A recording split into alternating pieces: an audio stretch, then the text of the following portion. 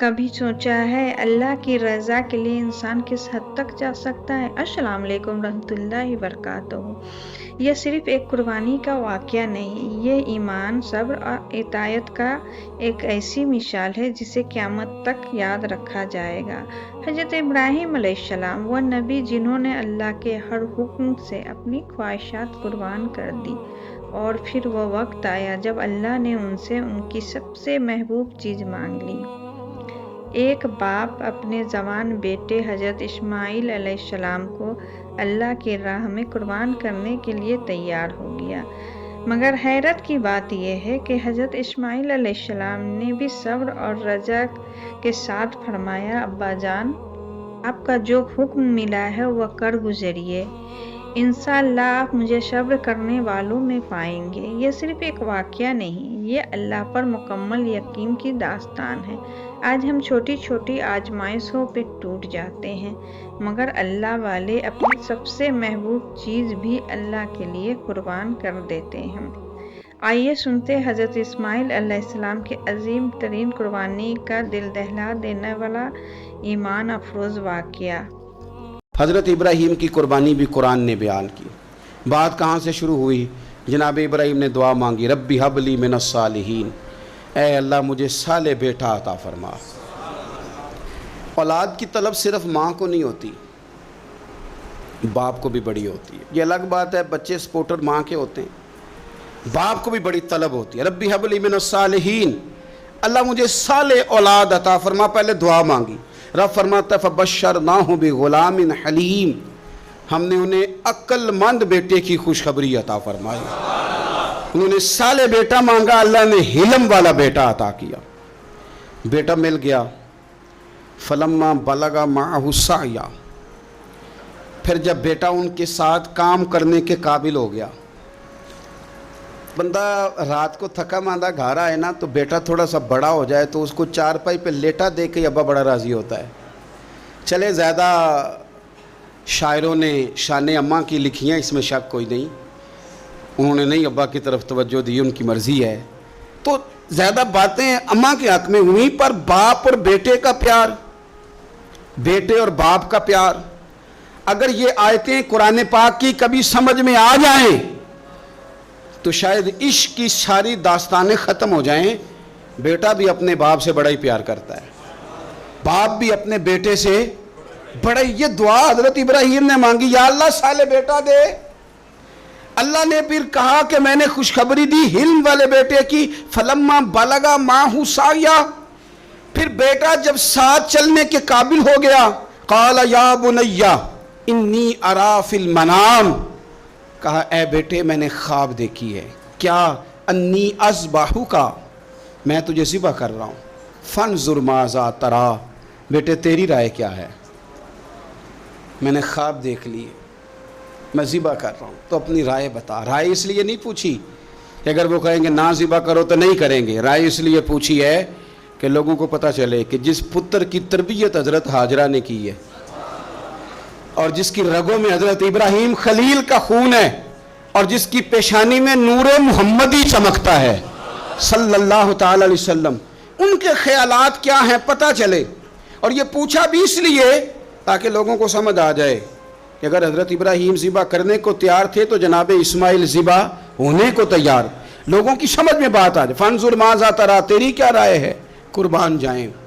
یہ بھی انداز ہے بیٹے کا باپ کے ساتھ۔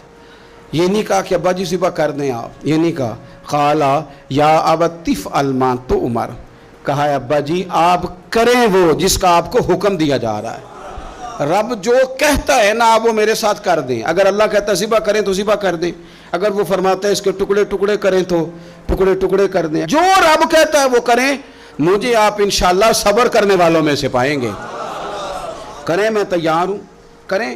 بیٹا ہے، سالوں کے بعد جناب ابراہیم نے دیکھا ہے، اب وہ اس عمر کو پہنچا ہے کہ وہ کام کرنے کے قابل ہوا، ساتھ چلنے کے قابل ہوا، حکم آ گیا۔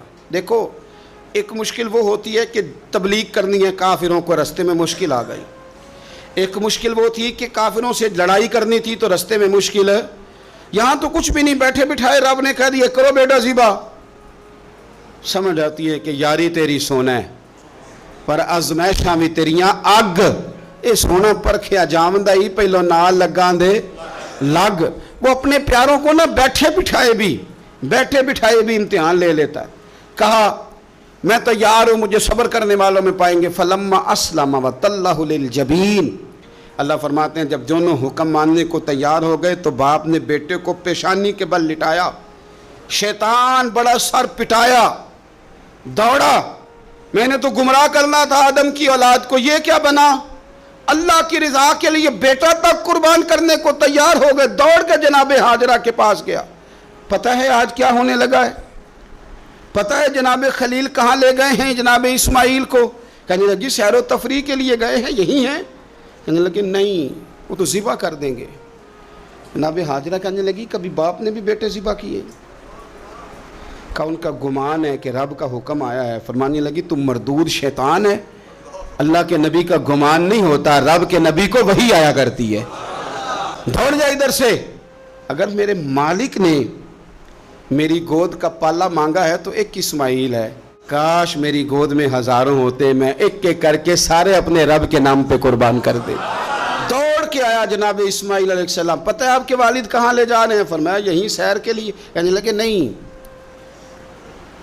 उनको तो ख्वाब आई है, रब का हुक्म आया है, वो तो ज़िबा कर देंगे। तो फरमाया ठीक है, मेरे वालिद ज़िबा करेंगे तो मैं ज़िबा हो जाऊंगा, आपने मेरी बात को समझना है। फिर हज़रत इब्राहीम के रास्ते में आया, कहने लगा इब्राहीम हज़रत जिब्रील तो आए ही नहीं, आपको तो हुक्म हज़रत जिब्रील के ज़रिए आता है, आप ख्वाब देख के बेटा ज़िबा करेंगे। रोड़े उठाए, कंकर उठाए, ज़ोर से मारे, वो दूसरी जगह आ गया, फिर कंकर मारे, फिर तीसरी जगह आ गया, फिर कंकर मारे। क्या दुनिया में ये भी अंदाज भी है कि रोड़े मारे तो इबादत का सवाब मिले? आप मेरी बात को समझना यार। रोड़े मारो, रोड़े कौन मारे? हाजी साहब मारे। एक दफा मारे, कहा नहीं 3 दफा मारो, 3 दिन मारो, आओ रोड़े मारो। या अल्लाह, रोड़े मारना भी इबादत है? पत्थर मारे, कंकर मारे, फरमाया मारो ना, तुम्हें पता नहीं ना कि वो जायका कितना है जब मेरे खलील ने मेरी खातर रोड़े मारे थे, मेरी खातर रोड़े मारने भी इबादत करार दे दिया। सहाबा ने पूछा या रसूल अल्लाह, ये जो हम कंकन मारते हैं जमरात को, इसका भी सवाब है? फरमाया ये तो तुम्हें मिज़ान अमल में क़यामत के दिन पता चलेगा ना अजर कितना है, ये तो तुम्हें तब पता चलेगा। रोड़े मारे हज़रत इब्राहीम खलील ने। फलम्मा अस्लमा व तल्लहु लिल जबीन, दोनों तैयार हो गए। बाप ने बेटे को पेशानी के बल लिटाया। मुफस्सिरीन कहते हैं खुद कहा था जनाब इस्माइल ने, अब्बा जी सीधा लिटा के ज़िबा ना करना, हो सकता है चेहरा देखें तो आपसे छुरी ना चलाई जा सके, आंखों पे पट्टी बांध लो, मुझे उल्टा करके लिटा लो और मेरे हाथ पैर बांध लो। बेटे वो क्यों? कहा आप वालिदी नहीं, पैगंबर भी है, पैगंबर भी जद्दुल अंबिया अबुल अंबिया इब्राहीम खलील। ऐसा ना हो कि मैं मौत आते वक्त तड़पूं तो कुछ खून उड़े, तो मैं अल्लाह के नबी की बेअदबी नहीं करना चाहता, मुझे ज़रा बांध ले। बाप ने बेटे को बांधा, छुरी पकड़ ली और गर्दन पे चलाई। फलम्मा अस्लमा व तल्लहु लिल जबीन। आप कभी मज़ा तो ले इन आयतों का। दोनों तैयार हो गए। बाप ने बेटे को गर्दन के बल लिटा लिया। वनादैनाहु अय्या इब्राहीम, रब फरमाते हैं हमने आवाज़ दी ए इब्राहीम। आप कभी देखिए कोई बंदा काम कर रहा हो तो पीछे से कोई देखने वाला आवाज़, ओ ठहरना ठहरना ठहरना, ज़रा मज़ा ले। वनादैनाहु अय्या इब्राहीम, अल्लाह फरमाते हैं हमने आवाज़ दी ए इब्राहीम, कद सदक़त रुया, आपने तो ख्वाब सच कर दिखाया है। ए इब्राहीम आपने तो ख्वाब सच कर दिखाया। इन्ना कज़ालिका नजज़िल मुहसिनीन, हम इसी तरह नेकों को बदला देते हैं। इन्ना हाज़ा लहुवल बलाउल मुबीन, बेशक ये बड़ी आजमाइश थी, बेशक ये खुली आजमाइश थी। मैंने कहा था कुरान की आयतों का भी मज़ा लिया करें, ये खुली आजमाइश थी। जब आजमाइश लेने वाला कहता है आजमाइश खुली थी और देने वाले ने सच कर दिखाई, तो फिर हज़रत इब्राहीम की शान देखी ना कितनी बुलंद है। लेने वाला कहता है आजमाइश खुली थी। वफ़दैनाहु बिज़िब्हिन अज़ीम, और हमने उन्हें बचा लिया फिदिये में अजीम ज़बीहा देकर। अल्लाह ने ना फिर दुम्बा भेजा जन्नत से। हज़रत इब्राहीम ने छुरी चला दी थी, रोकी कोई नहीं, छुरी चला दी और जब बुरी तरह ज़िबा हो गया तो आंखें खोली تو آپ نے دیکھا کہ نیچے دمبا ذبح ہوا پڑا ہے اور جناب اسماعیل دور کھڑے مسکرا رہے ہیں. تو حضرت ابراہیم کی زبان سے نکلا اللہ اکبر، اللہ اکبر. آپ کی بات سن کے جناب اسماعیل بھی پکارے